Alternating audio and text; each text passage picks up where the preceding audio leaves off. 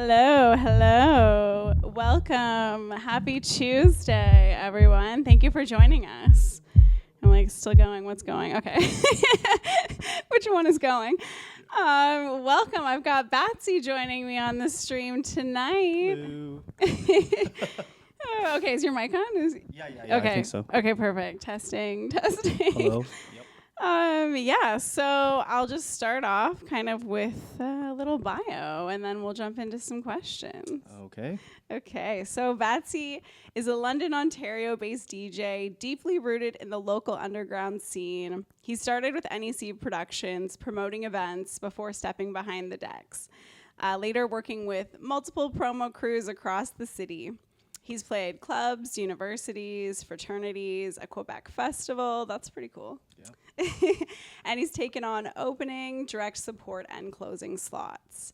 His sound blends tech house, and techno, with a current focus on dark, groove-driven indie dance inspired by Maccabi House, favoring atmosphere, restraint, and long-form progression. I love that. BAT5Y continues to refine his sound while exploring music production, driven by a desire to release original material in the future, which we were just talking about. Yeah. So why don't you tell us about how you got started with DJing? With DJing, so I started out DJing. So I was in a fraternity. That was in London? Yeah, in London, and when I was in school at Western. But there was a few people that wanted to start like a promotion company. It's called Voltage. And okay, but how long ago was that? Oh, like 2000. I think this is like just before COVID.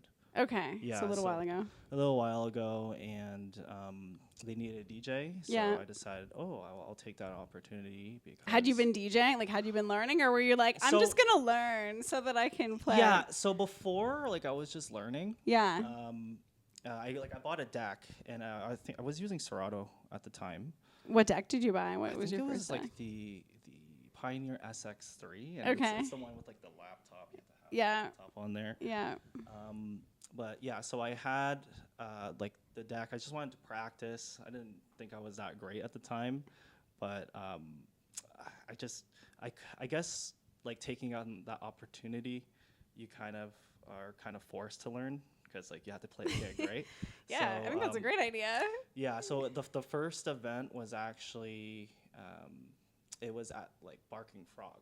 When it used to be Barking Frog. Okay, before now it's Delilah's. Yeah. So like they used to throw events called like the back house. There was like an area where it was specifically for we're trying to make it specifically for electric dance music. That sort of thing. I played a lot of like UK bass, UK garage. Yeah. That place doesn't still exist, does it? Like I've never seen any electronic shows or. No, I think there. Like they like renovated like when. They made like over COVID or something? Yeah, so I think they took out that place and they kind of made it more into like a patio area. So, I guess it's not really a thing there anymore. But that's basically how I started. Okay, so what did you play? Like, what was your first kind of music? You said like like bass. Yeah, more of like night bass. Yeah, night bass kind of stuff. Okay. And I guess like what Voltage was trying to do was trying to bring like UK house, UK bass like to London. Okay. Like we were trying to get artists here. Yeah. And so I did have like the opportunity to, I think I opened for Taikai New Light. Nice. New Bass. I don't know if you know him. And that's pretty much it. For Voltage. Yeah. Yeah. So it was pretty nice. It was pretty nice. Just like. I guess like a lot of DJs sometimes are kind of scared to take on opportunities. Yeah. I find that like usually like, they practice and they get really nervous because they're like, what will people think? But I like you feel like they want to be perfect before they like play a show or that kind of thing. And I just say just do it. Yeah. If you mess up, it's fine. And totally. I feel like no matter how good you get, you're probably gonna like everybody messes up at some point. I still mess up. Probably. Sometimes it's the equipment, and you're like, well, that didn't work how I thought it was going to, or how it normally works. Like. Yeah, and like I've like when you have like maybe like the first show where like you kind of like it's just not a really good gig. Like you're just not happy. I felt like, oh man, like if it sucks, like, you know, it's a shitty feeling. Yeah. When you just think like, oh, maybe I'm not good enough, and maybe I should just stop completely. But as long as you just keep on playing, it really, I realized that we get in our head a lot. But I guess what really matters is the music, really, and the crowd. Yeah, I think you're right. I feel like a lot of people do like get in their head. Like people think like, oh, the hardest, there's other hard parts of DJing. It's like, yeah, I don't know, like performing or like whatever. I feel like the hardest part of DJing is like the mental, like all the mental and emotional things that you go through. It's like to stay consistently in it for somebody like that's at a high level or something. Right. I'm like, you really have to have a lot of, I don't know, you have to be in a good place mentally to even be able to do that. Yeah, and I think like it helps to be an extrovert. Yeah. Especially when you are trying to get gigs. Like one of like the hard things for me to just maintain is getting people to go out to events. You know, like promoting them, getting your right. Because like I guess sometimes it's not about like. Or what am I trying to say?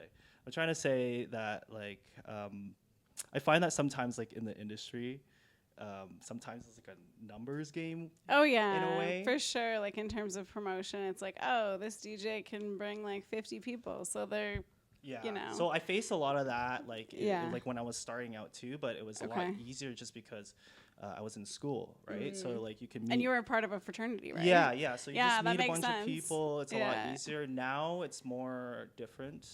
I still try to promote. Yeah, that's still for like sure. what I'm so used to. And it's just harder because like now, you know, like all my friends, they're like a lot like older. Yeah. And so like they might not stay in the scene too long if they don't really like it as much anymore. Yeah. Or they're just busy with their lives.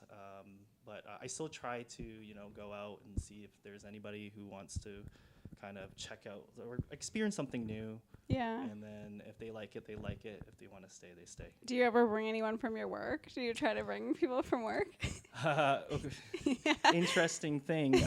With my work, I don't really see anybody right now. It's like I said, so like all my coworkers are all in different cities. Yeah.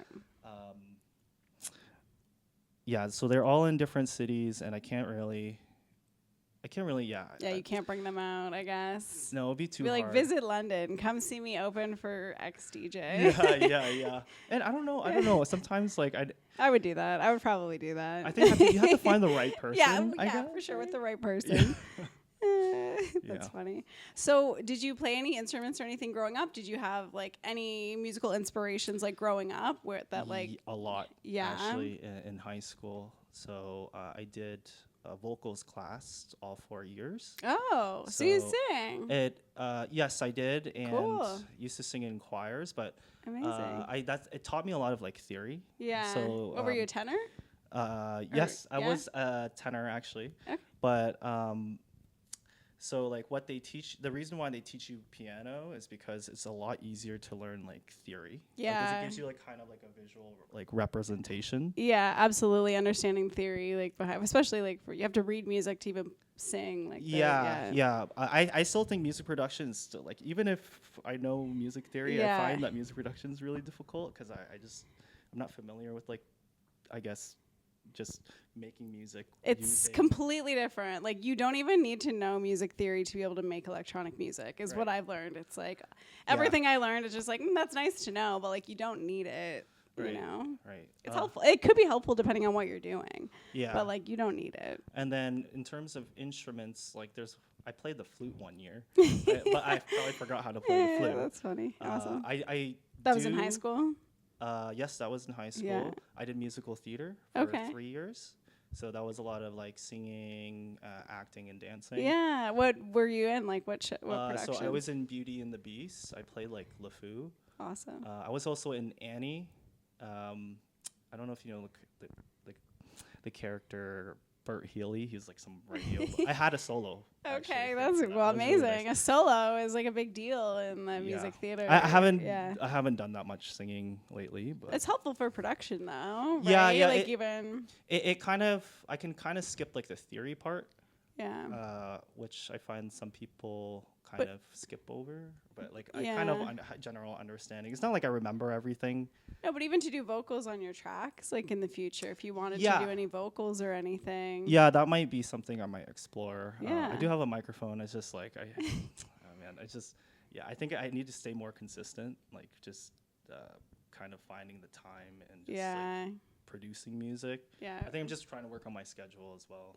We were talking before about like how you're just kind of wanting to focus more on production right now, take a little bit of a break from events, how like, it's hard when you're going out and you're staying out late at these events and then you're just like the next day you don't have the time or energy to even work on anything. And don't get me wrong, like I love going to events. Like of course. Like, I love bringing people to events and sometimes I host pre's and I when I DJ I like to give back. Usually for like if people come to my shows, I like to host a pre. Maybe I'll buy like some drinks for them.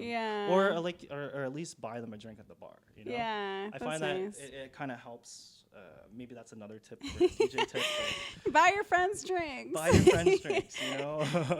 It takes No, giving back I think is a good takeaway. Giving back, giving back is like a great giving takeaway. Back so that like they want to come again and and so and they do the same to me. So. It's kind of, it's give and take. Yeah, I guess like, so how long have you been DJing now? Oh, that's probably like 5 years. Okay. But like with me, like I find like I change my genres a lot. I get bored really easily just because. Want to switch it up. I think like when you reach a point where you focus on one genre, you kind of listen to like every single thing. And it's kind of like you kind of get bored of just listening to the same song over and over again. Oh, absolutely. And so like that's why I venture into other genres. And I guess that's pretty much. And so I guess like what advice, you've been doing it for 5 years, you've opened for a number of international DJs. What kind of advice do you have for newer DJs? Just really, I think that you just maybe, you just do it. Try and just go out, have fun. I feel like anybody can become a DJ if they create a bunch of like playlists of songs. But in terms of advice, try not to spend too much money on DJing. The reason why is that's good financial advice. Can you tell he's an accountant? So the reason why I say that is because I think I heard somebody spending like a lot of money. I mean, if you buy even just buying equipment, like we were talking about, just buying equipment to DJ, like if you can buy cheap equipment, but if you want like see DJs, that's gonna be like 10 grand. Yeah, or just to start like I guess like for example, like sometimes I hear people say that they had to pay for a record box, for example, but it's completely free. So like clearly the marketing is probably working. I don't know. Like I feel like it kind of can mislead some people into paying for like a program that's free. Yeah, so that makes sense. So make sure to not. That's a hot tip. That's a hot financial tip. Unless you want to use the features, all the features of Record Box. But I do feel like that newest update, I was like, wait, do I have to pay now? Like, I don't want to pay. Yeah. And I was like, oh no, you don't. You don't need to do that. And you know, you want to have like a purpose when you're like, for example, like I bought like a standalone because I wanted to have a controller to throw my own events or for sure. That's why I had this one as well. Like, but if you're not trying to do that, then maybe it's not needed. But like new technology is nice. So if you can swing it, get it. But for sure, they're just expensive. So you're right. It's like unless you need it for something, then you don't need it. Right. Right. But that makes sense. I think that's good advice. Yeah, that's the only reason why, like, because I just thought of it now because, I just hearing a lot of people, like, they're getting started and they're spending all this money when they really don't need to. Yeah. You got to spend money on the right things. Yeah. Which is, get like a controller. Yeah. Some sort of equipment to play on. Yeah. But I think, like, when I bought mine, it was like $250. So it was like, I just bought literally the smallest Pioneer controller that they had, and I still use it, honestly. Like, it's in the drawer over there. I use it all the time if I'm just like pulling up some music or whatever, and I just kind of want to play around with it. And I don't want to load this thing up. Yeah. It's portable. So it's more portable. It's portable. I can throw it in a backpack. I think that's handy. So you've opened for a number of artists or closed for them. Yep. Who's been your favorite that you've to close for? Yeah, open or close or just support in general, really. Ooh, that's an interesting question. Oh man, I'm trying to remember who. It's just it's been a lot. I'm trying to think. I would say probably some drum code DJ. Yeah. I can't think of. You don't remember who it was? Don't. Yeah, there's so many shows. Drum code's great, so they're all great. I'm trying to think. There was Weska. Yeah, no, I can't think of it. That's okay. I can't think of a favorite, unfortunately. That's okay. I was curious. I thought of this question earlier today, and I was like, I do have a favorite artist. That. Okay, that was going to be my next question. Yes. All right, who's your favorite artist? So, for people who don't know me, my favorite, all my friends know this, but I'm a really big fan of Oliver Heldens and his alias Hilo. Really love what he's... And your shirt. Yes, your shirt. So this is from his Techno record label. So I followed him for a really long time. Yeah. When he even first started his record label. Okay. I also... The second person is Nora Ampur. Okay, love her. I'm a big fan of hers. Yeah, she's amazing. Yeah. And I also followed her when she didn't have a record label. Okay. And then she started Purified Records. Yeah. And when she released merch, I bought the first t-shirt. Oh my gosh, I would too. Honestly, she's amazing. Yeah. So those are kind of my favorite and my big inspirations. Yeah. And right now I'm really into what Adam 10 and Mita Gami. And you're going to play some of that tonight? Yeah. That kind of vibe? That kind of vibe probably tonight.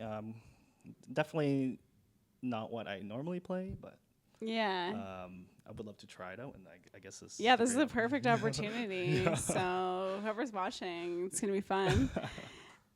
What about in terms of festivals or events? What's your favorite festival that you've gone to? Is there something that you are wanting to go to in the future? What's your... Yeah, so I've been to quite a few festivals back in probably 2018, I think. But I don't. Is that university days? Yeah. So I've been to EDC. I've been to Lost Lands. Nice. Everybody that goes to Lost Lands loves Lost Lands. Yeah. I went to the first Lost Land. It might be 2017. I can't remember the year, but. I went to the first ever Lost Lands. Awesome. And I drove all my friends to go, and it was a really unique experience for sure. and there wasn't that much people at that time too. Okay, so I've only heard good things. So yeah. But that's if you I guess rhythm. Yeah, I feel they have other stuff too, but I think that's the majority of it is obviously for people who like bass music and that kind of. Yeah. Obviously, it's an Excisions festival, so. And it's a different culture of people. I was wow, I didn't know this cult. I guess this subculture in this music scene existed. Yeah. And it was a great experience. I feel most of my friends are in that. So. Yeah. So and then I've been to Electric Zoo in New York. Okay. But the festival I really want to go to is probably, I guess it's not really, well, I guess it is Burning Man. Yeah. I mean, it's not a festival, but yeah, right? It's, I guess it's, I don't know what it is. It's a community. It's, Yeah. So, I mean, I saw Adam 10, he had a set there. And it was really cool. And I really like his music because it kind of sounds like maybe desert vibes. I don't know if that's the right way to say it. Yeah. And there's a certain sound because I went there a few years ago and I have friends who go every year. Yeah. But I feel there's a certain type of sound that you hear and it's interesting. So that makes sense. And then Tomorrowland. I want to hit a Tomorrowland. Tomorrowland is definitely on my to-do list. It's high up there. Well, you've been to Amsterdam? Yes. Right? Yeah, that's great. That's it's good for networking too. That's not just it's a conference and a festival. And like it's just so much all in one. Yeah. But a different experience than going to something like Tomorrowland or like Lost Lands or Electric Forest or like any of those, right? Yeah. So I guess those are kind of my two festivals. I know there's others, but I think I want to go for the big ones. Yeah. The really big ones. Awesome. Yeah. Well, is there anything else that you'd like to talk about that I haven't asked you? No, I think I'm good. It's like, no, I want to stop talking right now. Okay, well, before we get into the music, we just have to do one thing. I have to have him sign the wall. So. Awesome.